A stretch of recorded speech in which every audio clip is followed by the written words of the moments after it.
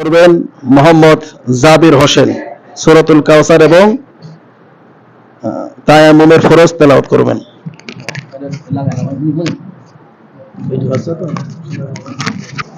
আসসালামু আলাইকুম ওয়া রাহমাতুল্লাহি ওয়া বারাকাতুহু।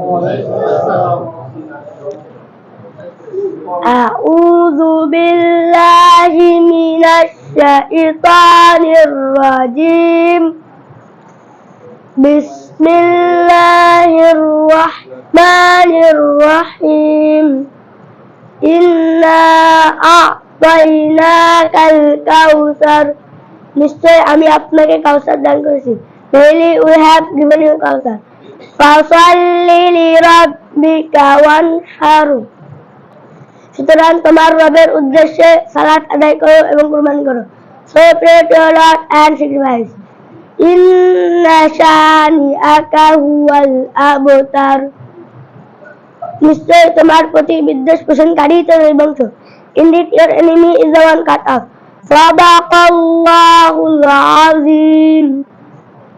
তায়াম্মুমে 3 ফরজ: 1 নম্বরে নিয়ত করা, 2 নম্বরে সমস্ত মুখ একবার মাসে করা, 3 নম্বরে দোনো হাতের কনুই সহ মাসে করা। There are 3 duties in tayammum. Number 1, to decide. Number 2, wash all face once.